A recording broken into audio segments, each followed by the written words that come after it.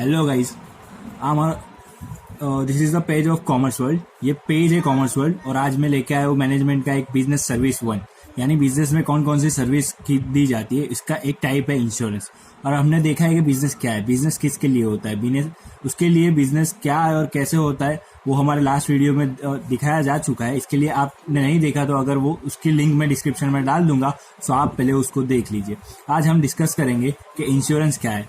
Insurance is a contract represented by a policy in which an individual or entity receives financial protection or reimbursement against losses from an insurance company. Insurance ऐसा है कि एक legal document जिसके behalf पे आप किसी भी company से, यानी अगर आपने किसी का इंश्योरेंस किया है, यानी मान लीजिए अगर आपने एक फ़ोन का इंश्योरेंस किया है, तो अगर वो फ़ोन लॉस्ट हो जाता है या फिर पानी में गिर जाता है या उसको कुछ भी होता है, तो वो इंश्योरेंस कंपनी आपके फाइनेंशियल लॉसेस को देने के लिए स्थायी रूप है, यानी वो दे सकती है और देंगी, क्योंकि आपने इंश्योरेंस के प्रीमियम भरा है। अभी इंश्योरेंस को और अच्छे से जानने के लिए हम देख सकते हैं अपनी लाइफस्टाइल में कि अपने लाइफस्टाइल में कितने रिस्क होते हैं। कि हाँ भाई, कोई एक गुड्स को ले लो या फिर लाइफ को ले लो या हेल्थ को ले लो, कोई भी में रिस्क तो सभी है, और रिस्क से होने वाला फाइनेंशियल लॉसेस से बचने के लिए हम इंश्योरेंस कराते हैं। और इंश्योरेंस हमारे रिस्क को कम करता है कि हमें एश्योर करता है कि नहीं, इसके बाद हमारी जो कंडीशन होगी वो उसमें हम फाइनेंशियल हेल्प की वजह से हम सुधार ला सकते हैं और इससे हमारा रिस्क कम होता है। अब देखेंगे principle of insurance, principle of utmost good faith. ये प्रिंसिपल ऐसा कहता है कि जब हम किसी को इंश्योरेंस कराते हैं, यानी मैं बीमा जो इंश्योरेंस कंपनी है उस पर पूरा फेथ होना चाहिए, पूरा ट्रस्ट होना चाहिए। ये कभी भी अपने प्रॉफिट के लिए कराया नहीं जाता, क्योंकि इसमें से कुछ प्रॉफिट होने वाला नहीं है, ये रिस्क कम करता है। अगर आप इंश्योरेंस कराओगे तो ऐसा नहीं है कि आपको प्रॉफिट मिलेगा, कि आपको वापस पैसे में ज़्यादा पैसे मिलेंगे, कुछ ऐसा है। पर ऐसा कि आप एश्योर हो गए कि हाँ, कि अभी आप चैन की नींद सो सकते हैं कि हाँ भाई, उस बारे में आपको चिंता नहीं है कि आपके बाद भी या उसके कुछ होने के बाद भी आप फाइनेंशियल लॉसेस रिकवर कर सकते हैं। सेकेंड प्रिंसिपल जो प्रिंसिपल है प्रिंसिपल ऑफ इंडेमनिटी। ये प्रिंसिपल ये बोलता है कि अगर आपने इंश्योर किया, या अगर 3 कंडीशन है, अगर आपने 5 लाख का इंश्योरेंस किया है अपने गुड्स का, अगर कुछ गुड्स को होता है बराबर, तो और गुड्स को पूरा का पूरा गुड्स लॉस होता है, तो आपको 5 लाख वापस मिलेंगे। बट आपने 5 में से 3 लाख के इंश्योरेंस किया है और पूरे के पूरे गुड्स लॉस हुए हैं आपके, तो आपको 3 लाख तक का ही इंश्योरेंस मिल सकता है, क्योंकि 2 लाख आपका लॉस गिनाएगा, उसका आपने इंश्योरेंस नहीं किया। और इंडेमनिटी प्रिंसिपल यही बोलता है कि अगर आपने 3 लाख का इंश्योरेंस किया है और आपका 2 लाख का नुकसान होता है, तो उसके बिहाफ पे जितना भी होता है आपका लॉस रिकवर, वो उतना ही मिलेगा, ज़्यादा नहीं मिलेगा। थर्ड प्रिंसिपल है principle of insurable interest. Principle of insurable interest ये बोलता है कि अगर ये इंश्योर होना चाहिए, इंटरेस्ट होना चाहिए। अगर अब एग्जाम्पल देखते हैं कि अगर मेरा एक मकान है, एक हाउस है, उसका मैं इंश्योरेंस भरता हूँ बराबर, तो फिर मैं भरूंगा और मेरे जो रेंट पे दे दिया है उसके पीजी बोलते हैं उसको, पेड गेस्ट भरेगा या मैं भरूंगा? क्यों मैं भरूंगा? क्योंकि मेरी प्रॉपर्टी है वो, उसको आगे जाके कुछ भी होगा तो उसके लॉस मैं बेयर करूंगा, वो पीजी नहीं करेगा। पीजी तो सिर्फ रहेगा और जाके चला जाएगा। इसके लिए उसको कोई भी लगता नहीं है, इसके लिए प्रिंसिपल ऑफ इंश्योरेबल इंटरेस्ट मेरे को लगा, ओनर को। फोर्थ है प्रिंसिपल ऑफ सबरोगेशन।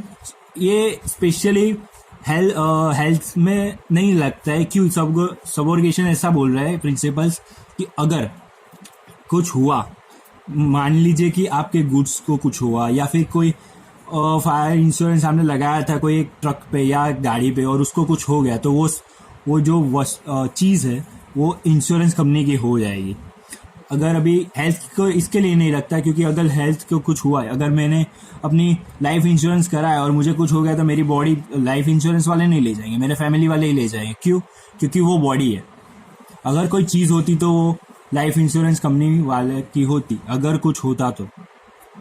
अब इंश्योरेंस के टाइप देख लेते हैं, लाइफ इंश्योरेंस और जनरल इंश्योरेंस। लाइफ इंश्योरेंस के दो टाइप है, whole life insurance and endowment insurance.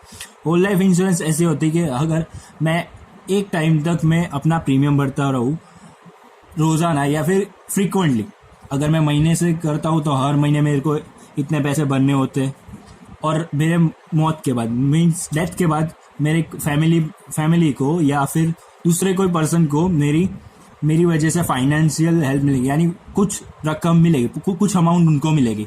इसको होल लाइफ इंश्योरेंस कहते हैं। एंडोमेंट इंश्योरेंस ऐसे कहा जाता है कि अगर किसी टाइम पीरियड के लिए, अभी कोरोना चल रहा है, आपको भी पता है कि कोरोना में कितना रिस्क होता है, अगर जान जा सकती है, तो कई लाइफ इंश्योरेंस कंपनी ने एंडोमेंट इंश्योरेंस स्टार्ट किया है जो 9 महीने तक देता है, और इसका प्रीमियम 6,000 तक का भी है। अगर एक बार आप 6,000 भरिए और 9 महीने तक आप चिंता मुक्त हो जाए। अगर कुछ आपको होता है तो 5 लाख तक का आपका इंश्योरेंस है, हम देख लेंगे। दूसरा है जनरल इंश्योरेंस लाइफ इंश्योरेंस से इसके लिए अलग है क्योंकि वो लाइफ का मेन इंसान से थोड़ा अलग होता है। जनरल इंश्योरेंस उसमें आता है गुड्स एंड ट्रांसपोर्टेशन इंश्योरेंस। अगर हम देखें कि अपने बिजनेस में बहुत सारे गुड्स ट्रांसपोर्ट करते हैं, एक जगह से दूसरी जगह पे ले गए, दूसरी जगह से इधर आने गए, अभी गुड्स में रास्ते में कुछ हो गया तो उसकी रिस्पॉन्सिबिलिटी कौन लेगा? उसकी रिस्पॉन्सिबिलिटी ट्रांसपोर्टेशन तो लेगा नहीं, कि वो बोलेगा हमको तो पता नहीं भाई, हमें क्या गुड्स है हमें तो पता नहीं है, तो उसका भी इंश्योरेंस होता है। अगर हम देखते हैं कि अपने गुड्स आते हैं कैसे, रेल से आते, एरोप्लेन से आते, या फिर शिप से आते, ऐसे 3-4 टाइप है जो वेज है उससे आते, तो उस पर भी गुड ट्रांसपोर्टेशन इंश्योरेंस होता है। अगर उसके ट्रांसपोर्टेशन में कुछ भी होता है तो वो इंश्योरेंस वो पे करेंगे आपको वो अमाउंट के जितना आपने प्रीमियम भरा है। सेकेंड है fire insurance is the each type of insurance there. अगर आपकी फैक्ट्री है और आपने फायर इंश्योरेंस करवाया है, तो अगर किसी भी कारण से फायर इंश्योरेंस होगा तो जितना भी लॉस हुआ है वो उतना वो बेयर करेगी। कौन? Insurance company. आप नहीं करोगे। क्यों? क्योंकि आपने फायर इंश्योरेंस करवाया था। किसका? किसी फैक्ट्री का हो सकता है, किसी चीज़ का हो सकता है, अपनी मशीनरी का हो सकता है, फिर अपनी व्हीकल का हो सकता है, बहुत सारे हो सकते हैं। फिर इधर आते हैं अदर इंश्योरेंस में बहुत टाइप है और वो आगे देखेंगे, इसके लिए आगे चलना पड़ेगा। अब देखते हैं कि इंश्योरेंस की स्टार्टिंग कब हुई। तो इंश्योरेंस पहले से ही प्राइवेटाइजेशन ऑफ इंश्योरेंस, पहले से ही इंश्योरेंस प्राइवेट ऑर्गेनाइजेशन है। Insurance started by British government थी, तब से इंश्योरेंस है। उन्होंने क्यों ढूंढा? क्योंकि इंश्योरेंस अपने को एश्योर कर दिया। उनको भी पता था कि हाँ भाई हेल्थ के टॉपिक पे, यानी वो उसमें बहुत रिस्क है, इसके लिए इंश्योरेंस हम निकाल सकते हैं। और उसकी शुरुआत 19 जनवरी 1956 से हुए, और उसकी जो कॉरपोरेशन है life insurance corporation of India, जिन्हें हम LIC के नाम से जानते हैं, उसकी स्थापना हुई। अभी देखते हैं उसको मैनेजमेंट कौन करता है और कैसे करता है। उसको management insurance regulatory and development authority IRDA वो करता है। IRDA का लाइफ इंश्योरेंस जितने भी है प्राइवेट और पब्लिक सेक्टर में जितने भी इंश्योरेंस कंपनीज है, उसका रेगुलेशन ये insurance regulatory and development authority IRDA करता है। अगर आपको इंश्योरेंस कंपनी पे कोई भी केस करना है या फिर कुछ भी उसके अगेंस्ट जाना है तो आप IRDA में कांटेक्ट कर सकते हो। अभी लेट्स टेक अ लुक। अब देखते हैं कि आपने अदर इंश्योरेंस में देखा नहीं कि कौन कौन से इंश्योरेंस आते हैं, तो इसके लिए देखते हैं कि कौन कौन से हेल्थ इंश्योरेंस इसमें इसलिए आता है कि हेल्थ इंश्योरेंस में कुछ भी हो सकता है। अगर मैं अपना हेल्थ इंश्योरेंस करवाता हूँ तो मेरी एज 18 से 35 तक के बीच में होनी चाहिए, और मुझे एक भी डिजीज़ होने नहीं चाहिए, मुझे एक भी रोग होने नहीं चाहिए, क्योंकि वो उसकी प्राइमरी कंडीशन होनी चाहिए। अगर मैं फ्रॉड करता हूँ, अगर मैं डिजीज़ छुपाता हूँ और वो मुझे इंश्योर कर भी देते हैं और बाद में पता चले कि मैं फ्रॉड किया है तो मुझे पैसे नहीं मिलेंगे। Second, game insurance. We all know that. हम सब जानते हैं कि सब बड़ी होती है। वो IPL देख लेते हैं, फुटबॉल वर्ल्ड कप देख लेते हैं, बहुत सारे होते हैं, तो उसमें भी इंश्योरेंस होता है। अगर गेम में कोई प्रॉब्लम हुई, अगर किसी ने गेम रुकी या फिर मैं इवेंट बंद करनी पड़ी, उसका भी इंश्योरेंस होता है कि हाँ भाई तुम उसके लिए पैसे मांग सकते हो, कि जो खुद अपने हिसाब से नहीं, अगर मैं बोलूँ कि वीवो IPL अभी तो कोरोना के लिए बंद है बराबर, बट अभी कोरोना ऐसा खतरा है कि अभी नहीं चालू कर सकते, पर और किसी रीज़न से होता तो वो इंश्योर कर सकता कि अपने हमारी गेम क्यों बंद है। आफ्टर दैट व्हीकल इंश्योरेंस सब जानते हैं, सब व्हीकल चलाते भी है, और व्हीकल इंश्योरेंस आज बहुत इंपॉर्टेंट बढ़ गया है। क्यों? क्योंकि व्हीकल इंश्योरेंस होगा तो आपका एक्सीडेंट भी होगा तो आपका व्हीकल का जो एक्सपेंस होगा, जो खर्चा होगा, वो इंश्योरेंस कंपनी उठा लेगी। वो खर्चा बहुत भी हो सकता है, कम भी हो सकता है। अभी नेक्स्ट है नेचुरल कैलेमिटीज़ इंश्योरेंस। वो इंश्योर करती है आपको नेचुरल कैलेमिटीज़ लाइक फ्लूड, फिर बहुत ज़्यादा बारिश होना, उसके बाद से भूकंप आना, ऐसे कैलेमिटीज़ होती है जो अपने इंसान के हाथ में नहीं होती, नेचुरल कैलेमिटीज़। इसके लिए इंश्योरेंस किया जाता है जिससे वो जो बिजनेस है या फिर गुड्स है जो भी है उसका इंश्योर रहे या एश्योर रहे हम कि उसको कुछ नहीं होगा, और होगा तो भी अपने को फाइनेंशियल हेल्प मिल जाएगी, अपने को वो पैसे वापस मिल जाएंगे।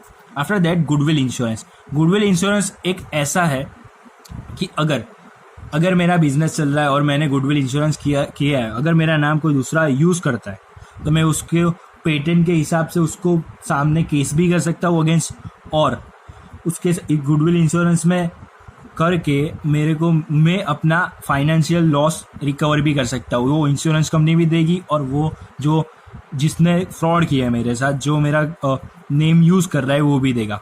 So thank you so much guys आज का वीडियो पूरा देखने के लिए, और आई विश ये वीडियो आपको पसंद आया होगा। तो लाइक, कमेंट और सब्सक्राइब कीजिए, और अगर आपको दूसरे और भी वीडियो देखना चाहते हो तो please press the bell icon and don't forget to subscribe. Thank you.